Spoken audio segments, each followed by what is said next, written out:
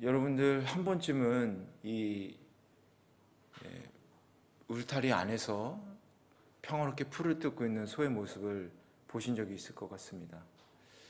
이 울타리 안에서 풀을 뜯는 소가 가끔 이렇게 고개를 들어서 고개를 들 때가 있는데, 여러분 왜 소가 고개를 드는지 아십니까?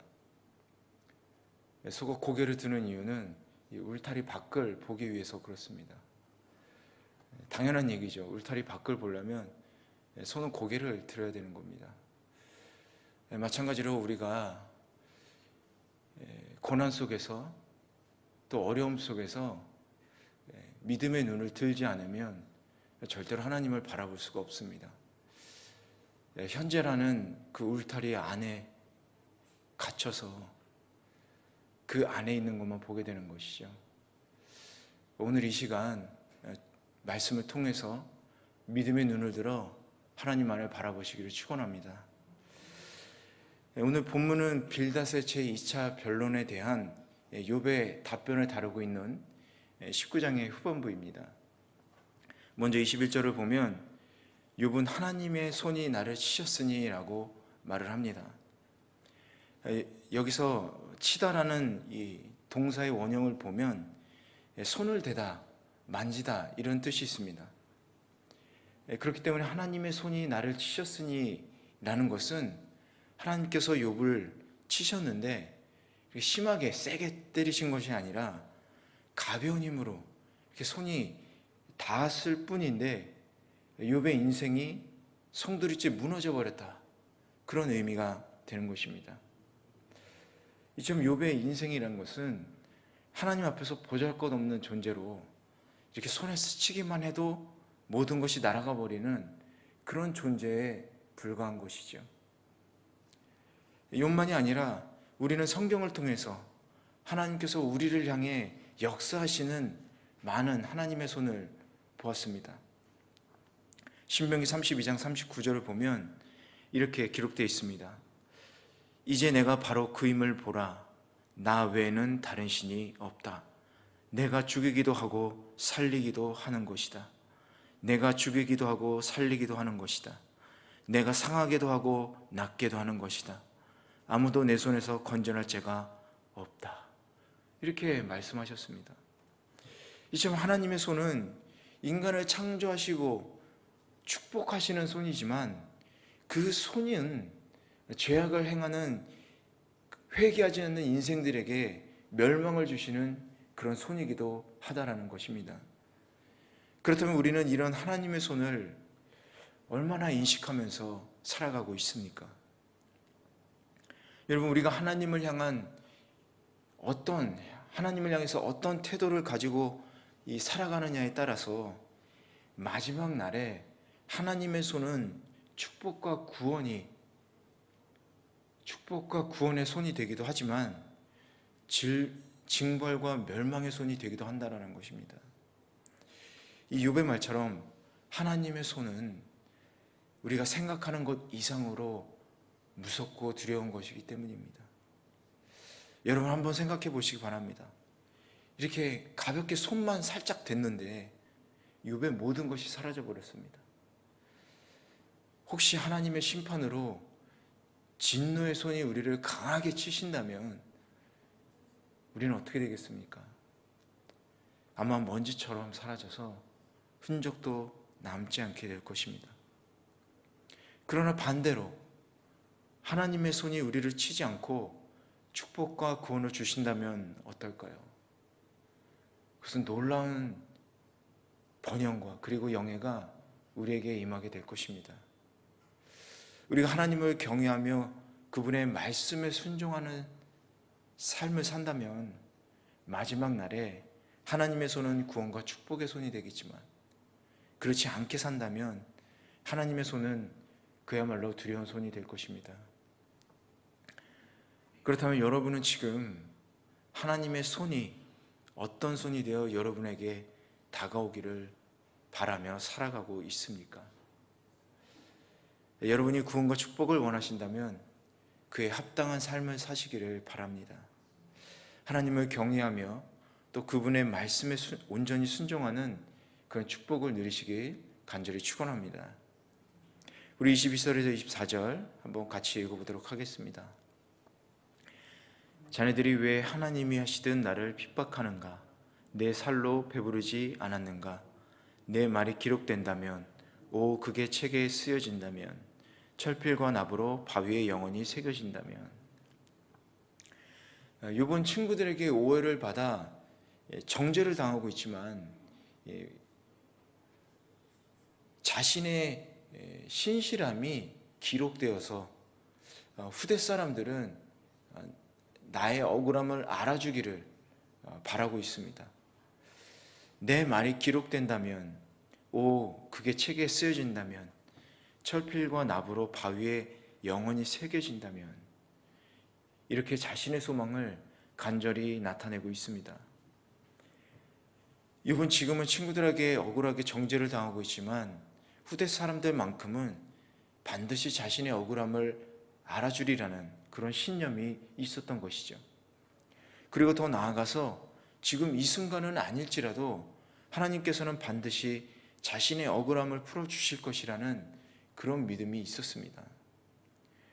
실제로 욥의 이야기에는 성경에 기록되었죠. 그리고 지금을 사는 우리들에게도 욥의 의로움을 보여주고 있습니다. 또한 하나님께서 욥의 억울함을 풀어주셨죠. 이런 욥의 믿음을 우리도 본받아야 하겠습니다. 우리의 억울함도 하나님께서 반드시 풀어주시고 들어주실 것이기 때문에 단지 우리는 그 하나님만 믿고 기도로 간구해야 하는 것입니다. 하지만 우리는 이 욥처럼 의인이 아닌데 어떻게 우리들의 일들을 사람들이 알 수 있겠습니까? 도대체 누가 그것을 기록해 주겠습니까? 이렇게 생각할지 모르겠습니다. 그런데 여러분, 성경에 보면 욥의 말과 행동뿐만 아니라 우리 모든 인간의 말과 행동조차 영원히 지워지지 않는다라고 말을 하고 있습니다. 예레미야 17장 1절을 보면 유다의 죄에 대해서 이렇게 말을 하고 있습니다. 유다의 죄가 철필로 기록돼 금광석의 뾰족한 끝으로 그들의 마음판과 그들의 제단불에도 새겨졌다. 무서운 얘기죠.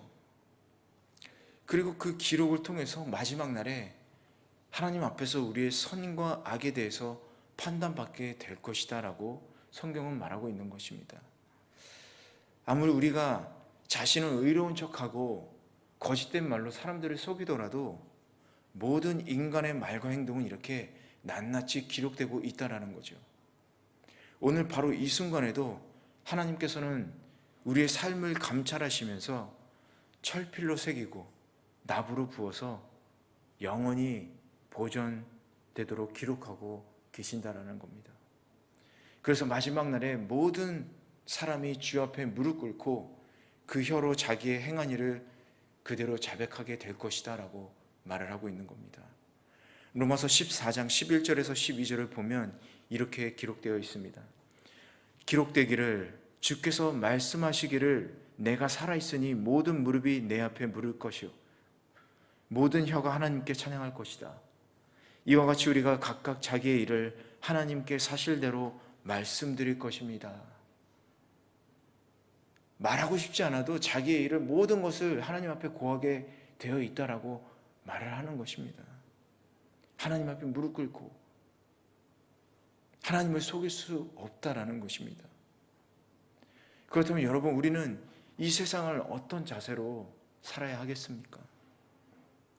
자신을 의롭게 보이기 위해서 말하고 행동하기보다 우리를 감찰하시고 그 모든 것을 기록하시는 하나님을 기억하면서 정직하게 우리는 살아야 하지 않겠습니까? 하나님께서 원하시고 기뻐하시는 삶을 우리는 살아야 되지 않을까요? 사랑하는 동경훈누리교회 성도 여러분, 오늘 여러분의 인생의 돌판 위에 과연 무엇을 기록하고 싶으십니까? 그 인생의 돌판 위에 사람들을 정죄하고 한탄하며 사람들을 속이는 말로 채우시겠습니까? 철필로 쓰여지기 때문에 지워지지도 않습니다. 아니면 하나님을 찬양하고 감사하는 말로 채우시겠습니까? 찬양 중에 이런 찬양이 있습니다. 하늘을 두루마리 삼고 바다를 먹물 삼아도 하나는 하나님의 사랑 말로 다 할 수 없겠네.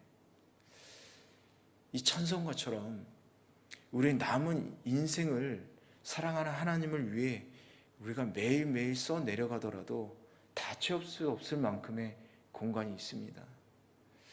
여러분, 이 많은 공간을 하나님을 찬양하면서 아름다운 이야기들로 채워나가시기를 바랍니다. 사람의 눈과 판단이 아닌 우리의 영까지도 감찰하시는 하나님을 우리는 두려워하고 그 안에서 의롭다 인정받을 그런 복된 성도들 되시기를 간절히 축원합니다. 우리 마지막 25절에서 29절 한번 같이 읽어보도록 하겠습니다. 시작. 구속자가 살아계시고 그분이 결국에는 이 땅 위에 서실 것을 나는 알고 있다네. 내 살갗이 다 썩은 뒤에라도 내가 육신을 입고서 내가 그분을 뵐 것이요 내 두 눈으로 그를 뵐 걸세. 내 간장이 내 안에서 타들어가는구나. 자네들은 우리가 그를 무엇으로 칠까? 또 문제의 뿌리는 그에게서 찾을 수 있다라고 말하는군. 자네들은 칼을 두려워하게 진노는 칼의 징벌을 부르기 때문일세. 그러고 나면 자네들의 심판이 있음을 알게 될 것이세. 이 25절에 보면 내 구속자가 살아계시고 그분이 결국에는 이 땅 위에 서실 것을 나는 알고 있다네. 이렇게 욥은 얘기를 합니다. 여기서 서실 것을 알고 있다네. 이 서다라는 말의 동사를 원어로 보면요, 증인이 자신의 주장을 말하기 위해 법정에 서 있는, 법정에 서다, 이런 뜻이 있습니다. 즉 법정 용어로 쓰여졌습니다. 욥은 하나님께서 친히 자신의 진실성을 반드시 변호해 주실 것이다 라는 그런 확신을 가지고 있는 것입니다. 욥의 이 고백에는 이 세상의 진정한 심판자이며 그리고 백성들의 진정한 중보자가 되신 이 하나님에 대한 믿음이 담겨져 있는 것이죠. 자신의 모든 일들에 관한 이 판단과 보응을 하나님께 전적으로 맡기고 의지하고 있는 것입니다. 이런 욥의 고백은 26절을 통해서도 알 수가 있습니다. 내 살갗이 다 썩은 뒤라도 내가 육신을 입고 하나님을 뵐 걸세. 이 말뜻은 죽은 후에라도 하나님을 볼 수 있다라는 것입니다. 곧 하나님께서 자신의 억울함을 밝혀주시고 구원을 주실 것이라는 확신을 가지고 있다라는 것입니다. 계속해서 27절을 보면 내가 그분을 뵐 것이요 내 두 눈으로 그를 뵐 걸세, 이렇게 기록이 되어 있습니다. 그런데 이 두 번째 내 두 눈으로 그를 뵐 걸세라는 이 문장을 원어로 보면 개역개정 쪽이 훨씬 더 잘 원어에 가깝게 번역을 하였습니다. 개역개정으로 보면 내가 그를 보리니 내 눈으로 그를 보기를 낯선 사람처럼 보지 않겠다, 이렇게 써 있어요. 내 눈으로 그를 보기를 낯선 사람처럼 보지 않겠다. 여러분, 낯선 사람처럼 하지 않을 것이다. 무슨 뜻이냐면 욥은 하나님을 만나게 될 텐데 낯선 사람을 만난 것처럼 서먹서먹한 관계로 만나지 않을 것이다 라는 거예요. 그리고 이 욥의 말은 하나님도 욥을 봤을 때 낯선 사람처럼 서먹서먹하게 대하지 않을 거다라는 뜻입니다. 여러분, 혼자서 아무리 친한 척 하려고 해도 낯선 사람은 낯선 사람이죠. 낯선 사람이 되지 않으려면 어떻게 해야 됩니까? 서로 밥도 같이 먹고 얘기도 많이 하고 오랜 시간 동안 함께하며 서로를 이해해야 되죠. 즉 욥의 말은 그의 인생에서, 삶 속에서 하나님과 깊은 교제를 나눈 데서 비롯된 말이다라는 것입니다. 욥은 지금까지 하나님과 깊은 교제를 통해서 하나님에 대해서 잘 알고 있고 하나님도 나에 대해서, 욥에 대해서 잘 알고 있기 때문에 하늘나라에서 하나님을 만났을 때 낯선 관계가 아니라 처음 본 사람이 아니라 아주 오랫동안 만난 친구처럼 그렇게 만나겠다라는 겁니다.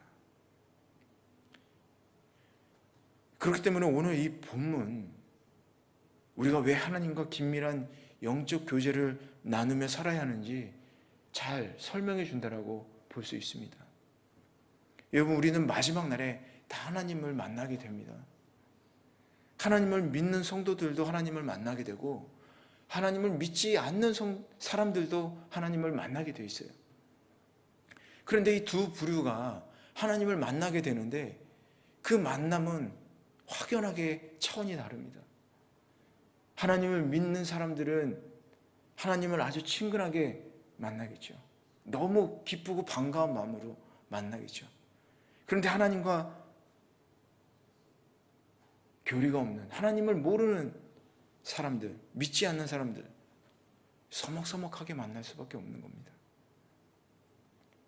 낯선 사람으로서 당연한 것이죠. 그런데 문제는 뭐냐? 문제는 소위 하나님을 믿는다고 하는 사람들 중에 낯선 사람처럼 하나님을 만나게 되는 사람들이 있을 것이다라는 겁니다. 그들은 이 세상에서 살 때 하나님과의 교제에 힘쓰지 않은 사람들을 말합니다. 물론 이들은 필사적으로 하나님을 안다고 말하겠죠. 그런 하나님은 이들을 향해서 내가 너를 도무지 알지 못한다라고 말씀하실 것입니다. 이것은 대단히 심각한 문제죠. 왜냐하면 하나님을 낯선 사람으로 만나는 사람들은 버림받아 하나님 나라에 들어가지 못하기 때문입니다. 여러분, 28절과 29절을 보면 욥이 자신을 정죄하는 친구들에게 하나님의 심판이 있을 것이다 라고 경고합니다. 왜입니까? 이 친구들이 바로 낯선 사람들이기 때문에 그래요.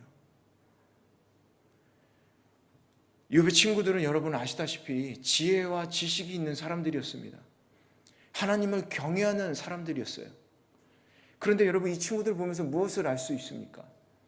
여러분, 어떤 의문이 생깁니까? 과연 이들은 하나님을 만났나? 하나님에 대해서 정말 잘 알고 있는가? 여러분, 영적 지식이 있다고 해서 그 영적 지식이 믿음으로 직결되지는 않습니다. 아는 것과 믿는 것에는 분명히 많은 차이가 있을 수 있습니다. 욥의 친구들은 영적인 지식이 있었지만 그것이 믿음으로 드러나지 않았어요. 하나님의 존재는 알고 있었지만 하나님께서 어떤 분이신지는 전혀 모르고 있었던 것입니다. 반면에 욥은 어떻습니까? 그의 신실한 믿음이 드러나고 있습니다. 무슨 차이일까요? 고난이 있고 없고의 차이일까요? 물론 고난이 조금 도움이 될 수는 있을 것입니다. 하지만 앞서 말씀드린 대로 하나님과의 친밀한 교제가 있느냐 없느냐의 차이가 있는 것입니다. 이분 그의 인생에서 하나님과 친밀한 교제를 통해서 하나님을 믿고 있었기 때문에 친구들이 욥을 정죄해도 자신은 구원받을 것이라는 믿음이 있었습니다. 여러분, 신앙생활에서 중요한 것은 영적인 지식보다도 믿음이며, 그 믿음은 하나님과의 친밀한 교제를 통해서 이루어진다라는 것입니다.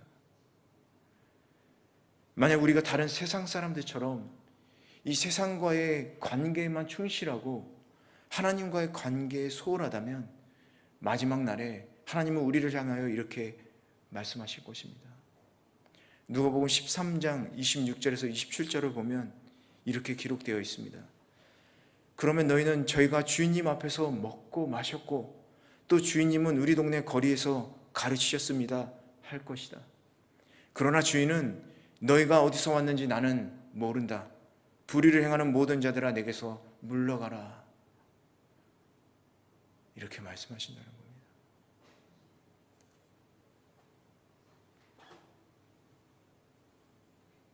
여러분, 욥을 잘 보시기 바랍니다.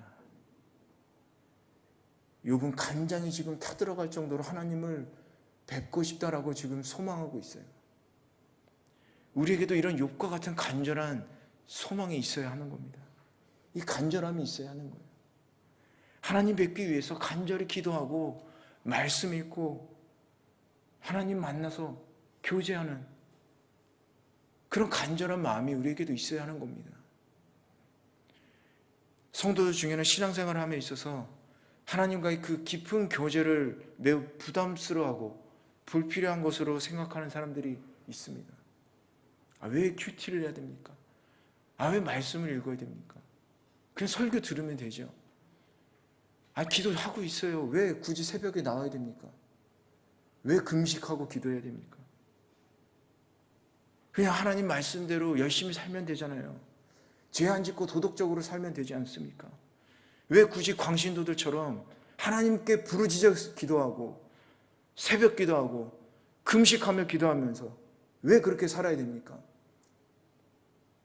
당신이나 그렇게 열심히 하세요. 난 그렇게 안 살 테니까. 그럼 그분들에게 묻겠습니다. 여러분들에게 그런 간절함이 있습니까? 하나님을 간구하는 그런 간절함이 있습니까? 그런 간절함으로 여러분 기도하고 계십니까? 말씀을 읽고 계십니까?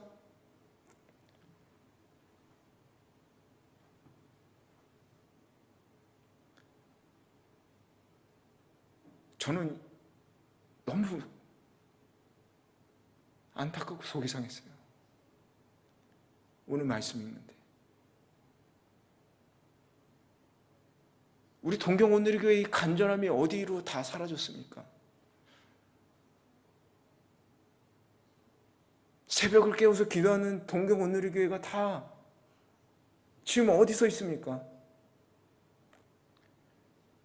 그렇게 방언으로 기도하면서 하나님 간구하던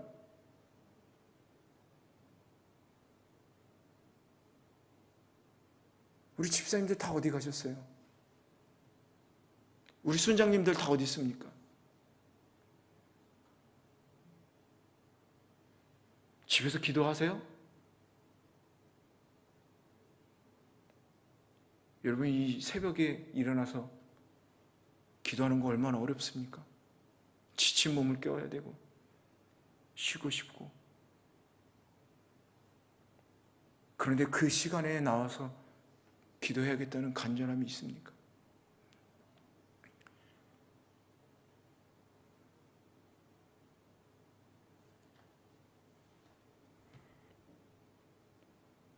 저도 일주일에 토요일밖에 새벽에 못 나옵니다.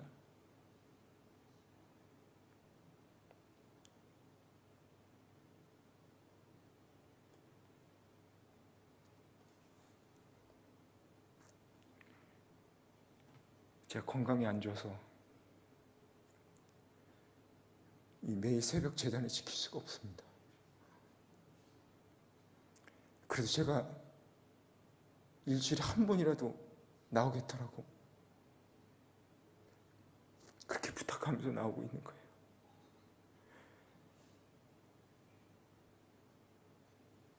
여러분들에게 건강 있지 않습니까?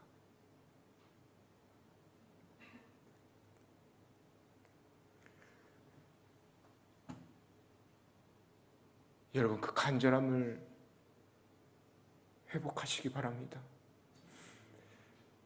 하나님을 알고 싶습니다. 하나님 더 축복해 주시고 은혜 주시고 성령 충만함으로 세상에서 싸워 이길 수 있게 해달라고 여러분, 그 간절함으로 기도하시기 바랍니다. 이 새벽에 나와서 여러분 새벽을 깨우시길 바랍니다. 일주일에 단 한 번이라도 주님을 만나겠다는 간절함으로 나와서 기도하시기를 바랍니다. 간절한 소망으로 이 새벽에 열심히 기도하는 사람은 하나님을 만나는 축복이 있기를 예수 그리스도의 이름으로 축복합니다. 그러나 우리가 하나님과 교제하기를 멀리하고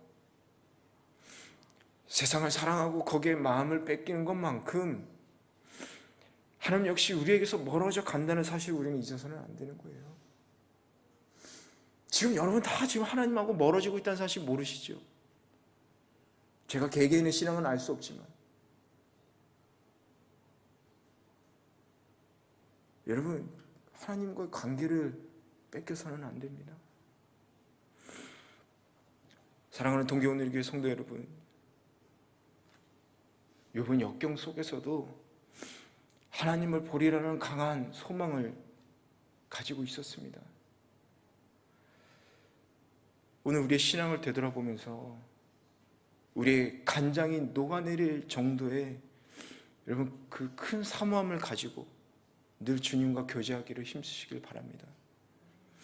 저와 여러분이 주님을 배웠을 때 낯선 사람 취급당하지 않기를 바랍니다. 영적인 지식이 아니라 여러분 진정한 믿음으로 주님을 바라보는 그런 복된 성도들 되시길 간절히 축원합니다.